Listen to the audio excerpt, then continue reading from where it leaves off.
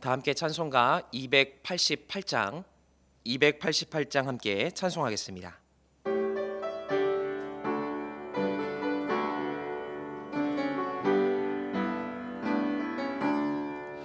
예수를 나의 구주 삼고 성령과 피로써 거듭나니 이 세상에서 내 영혼이 하늘의 영광 누리도다.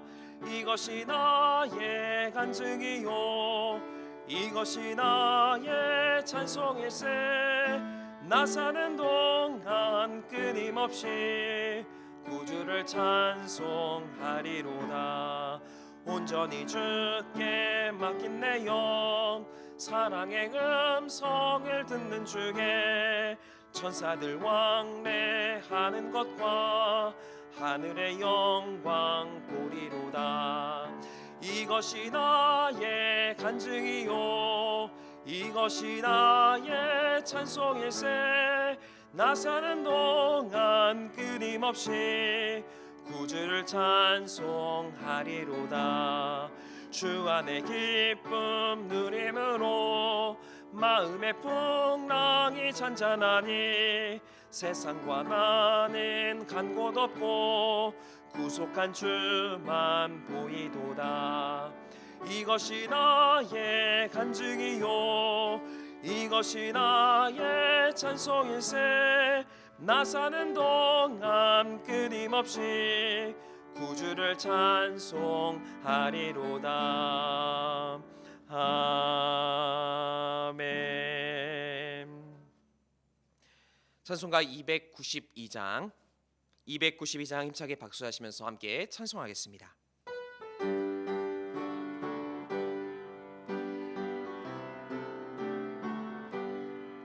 주 없이 살 수 없네 죄인의 구주여. 그 귀한 보배 피로 날 구속하소서. 구주의 사랑으로 흘리신 보혈이 내 소망 나의 위로 내 영광 됩니다. 주 없이 살 수 없네 나 혼자 못서리. 힘없고 부족하며 지혜도 없도다. 내게 주는 나의 생명 또 나의 힘이라. 주님을 의지하여 지혜를 얻으리. 주 없이 살 수 없네 내게 주는 아신다. 내 영의 깊은 간구 마음의 소원을 주밖에 나의 마음 네가 알아주리요. 내 마음 위로하사 평온케 하시네. 주 없이 살 수 없네 세월이 흐르고 이 깊은 고독 속에 내 생명 끝나도 사망원 풍랑일 때 날 지켜주시니 내 곁에 계신 주님 늘 힘이 됩니다. 아멘. 오늘의 성경 말씀은 신약 마가복음 3장 1절부터 6절까지의 말씀입니다. 저와 여러분들이 한 절씩 교독하여 읽도록 하겠습니다. 예수께서 다시 회당에 들어가시니 한쪽 손 마른 사람이 거기 있는지라. 사람들이 예수를 고발하려 하여 안식일에 그 사람을 고치시는가 주시하고 있거늘 예수께서 손 마른 사람에게 이르시되 한가운데에 일어서라 하시고 그들에게 이르시되 안식일에 선을 행하는 것과 악을 행하는 것 생명을 구하는 것과 죽이는 것 어느 것이 옳으냐 하시니 그들이 잠잠하거늘 그들의 마음이 완악함을 탄식하사 노하심으로 그들을 둘러보시고 그 사람에게 이르시되 내 손을 내밀라 하시니 내밀매 그 손이 회복되었더라. 바리새인들이 나가서 곧 헤롯 당과 함께 어떻게 하여 예수를 죽일까 의논하니라. 아멘.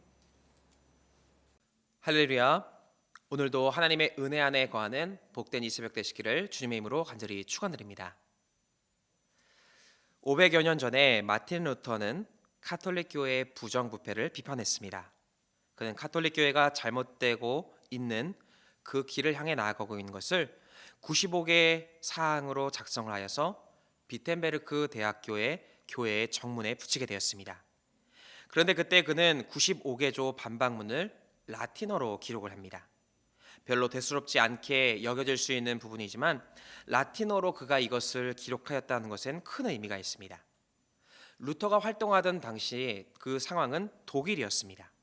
그렇다면 독일어로 기억하여서 모든 사람들에게 카톨릭이 잘못되었다라는 것을 알릴 수 있었습니다. 하지만 그는 라틴어를 사용합니다. 라틴어는 당시에 카톨릭 사제, 대학 교수, 그리고 대학 이상의 교육을 받은 사람들만이 사용하던 언어였다라는 겁니다. 학문적인 언어였고 배운 사람들의 언어였습니다. 즉 잘못되고 연약한 점을 먼저 배운 사람들, 그리고 지도자가 되는 자신들이 먼저 깨달아야 한다라는 것을 생각했던 것입니다.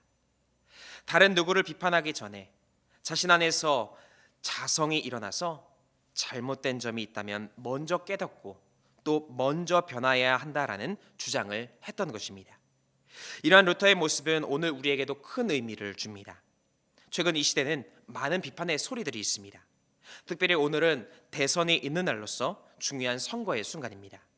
이 선거 기간 동안 수많은 비판이 있었고 우리도 어느덧 누군가를 비판하고 있는 연약한 모습일 때도 있었습니다. 그런데 믿음의 사람은 남을 비판하기 이전에 나는 과연 하나님 앞에서 바른 모습으로 살아가고 있는가를 점검할 수 있어야 합니다. 오늘 본문도 이런 주제를 우리에게 말씀합니다. 본문 1절 말씀에 예수께서 다시 회당에 들어가시니 한쪽 손 마른 사람이 거기 있는지라. 예수님이 가신 곳은 회당입니다. 이미 하나님을 잘 믿고 있는 사람들이 모인 곳입니다. 그런데 거기에 한쪽 손 마른 사람이 있습니다. 한쪽 손이 말라 있었기에 삶의 불편함을 가지고 있었을 것입니다. 그리고 온전한 삶을 살 수 없었을 것입니다. 하지만 그의 양손이 다 마른 것이 아니라 한쪽 손만 말라 있습니다. 그렇게 온전하진 않지만 아직 한 손을 사용하여서 무엇인가를 할 수 있었다라는 것입니다. 그리고 예수님은 한 손 마른 사람을 초청하십니다. 그리고 3절에 기록된 것처럼 한가운데에 일어서라라고 말씀하십니다. 즉 이제 남아있는 힘을 가지고 일어서라라는 것입니다. 그리고 연약함에서 벗어나 일어나라라는 것입니다. 그러자 예수님의 말씀에 따라서 일어선 그는 마른 손을 고침을 받는 기적을 경험할 수 있었다라는 것입니다. 마찬가지로 우리도 연약함이 있지만 아직 할 수 있는 것이 있습니다. 이제 우리는 남아있는 힘을 가지고 연약한 자리에서 일어나서 주님께로 나아가야 합니다. 그럴 때 온전케 되는 은혜를 경험할 수 있는 것입니다. 그렇다면 우리가 연약함을 극복하고 온전케 되기 위해서는 구체적으로 어떤 삶의 모습이 있어야 하는 것입니까? 먼저 첫 번째는 생명을 향해 가는 삶을 살아야 하는 것입니다. 오늘 본문에 보면 예수님께서 회당에 들어가실 때에 다른 한 부류의 사람들이 회당에 있었습니다. 2절의 기록처럼 그들은 예수님을 비판하고 정죄하려는 사람입니다. 사람들은 예수님께서 안식일에 병 고치는 일을 하신다는 것을 비판하였습니다. 그런데 이러한 비판은 그 자체가 잘못된 비판이었습니다. 왜냐하면 하나님께서 안식일에 쉬라라고 말씀하신 그 이유는 생명을 회복시키시기 위해서 참된 쉼을 가지라라는 뜻이 있었던 것입니다. 즉 생명을 향해 나아가라라는 것이 주된 이유였다라는 겁니다. 하지만 사람들은 문자 그대로 아무것도 하면 안 된다라고만 생각을 했던 것입니다. 그래서 오히려 생명을 살리려고 하시는 예수님을 정죄하고 비난했다라는 겁니다.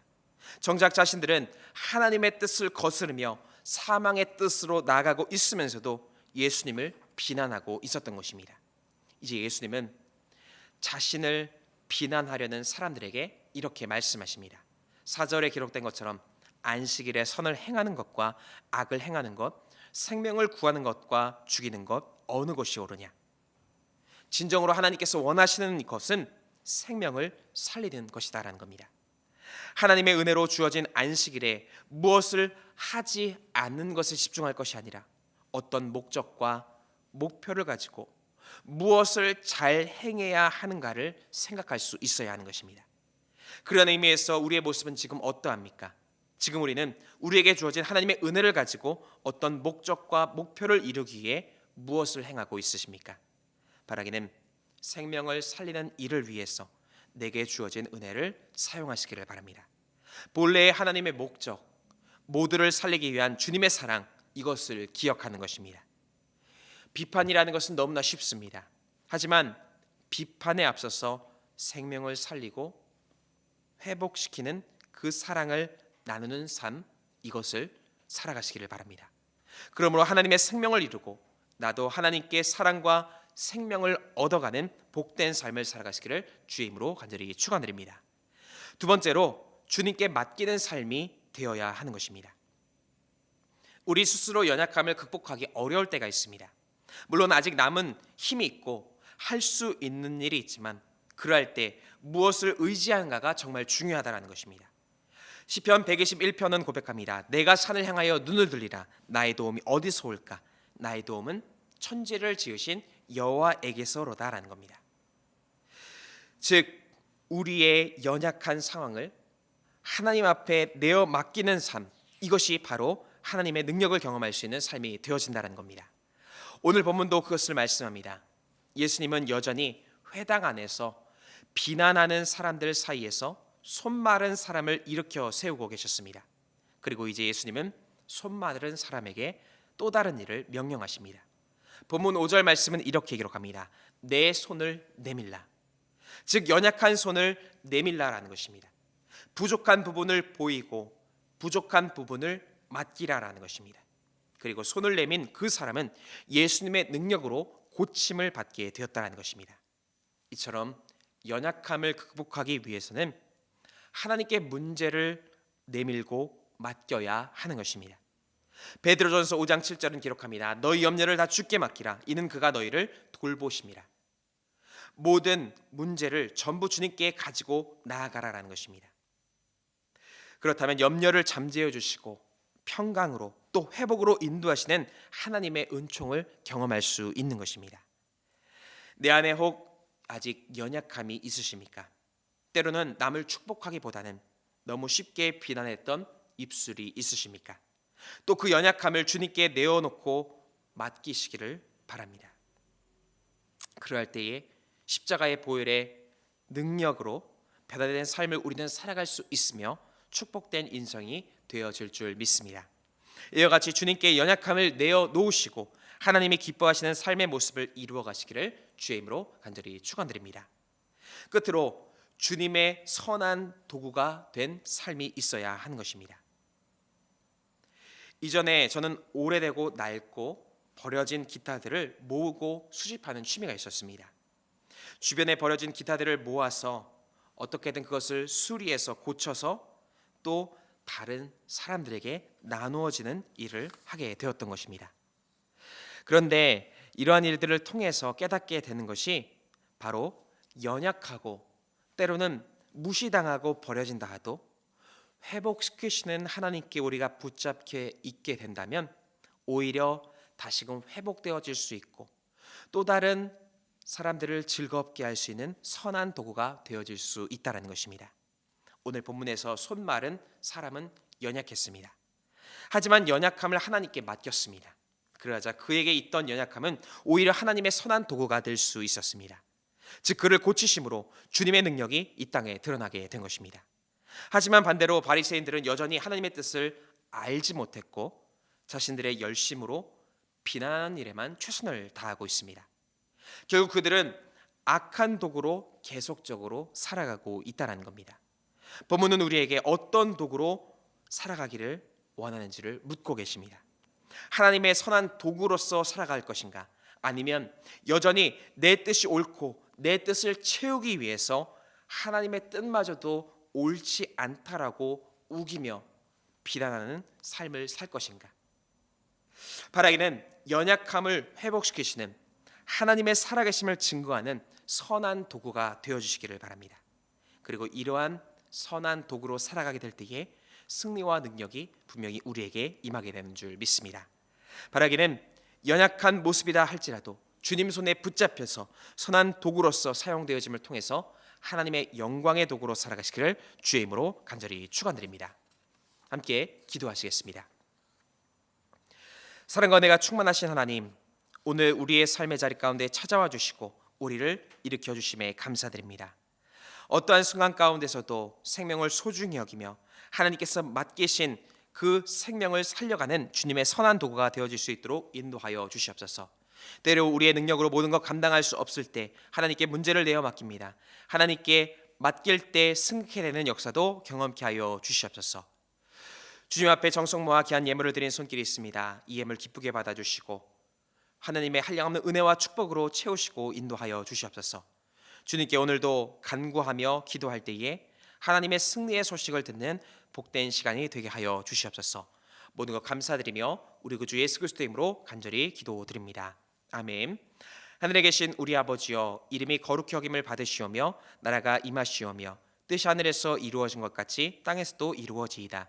오늘 우리에게 일용할 양식을 주시옵고 우리가 우리에게 죄 지은 자를 사하여 준 것 같이 우리 죄를 사하여 주시옵고 우리를 시험에 들게 하지 마시옵고 다만 악에서 구하시옵소서. 나라와 권세와 영광이 아버지께 영원히 있사옵나이다. 아멘. 이 시간 함께 공동의 기도 제목 가지고 함께 통성으로 기도하겠습니다. 먼저 주신 말씀 의지하여 함께 기도하겠습니다. 또한 나라 민족 위해서 기도하실 때에 이 땅의 지도자들을 위해서, 특별히 대선을 위해서 함께 기도해 주시고 또 이 땅의 평화와 안정과 회복을 위해 함께 기도하겠습니다. 또한 교회를 위해서 기도하실 때에 믿음의 선한 능력으로 승리하는 교회가 될 수 있도록 다임 목사님의 신원의 강건함을 위하여서 또 교회 학교와 청년들을 위해서 함께 기도하겠습니다. 또한 우리 가정과 개인을 위해서 함께 기도하시고 이웃을 위하여 중보하며 기도하실 때에 병환 중인 환우들 또 어려움 가운데 있는 이웃들을 위하여 함께 중보하며 기도하겠습니다. 함께 기도하시겠습니다.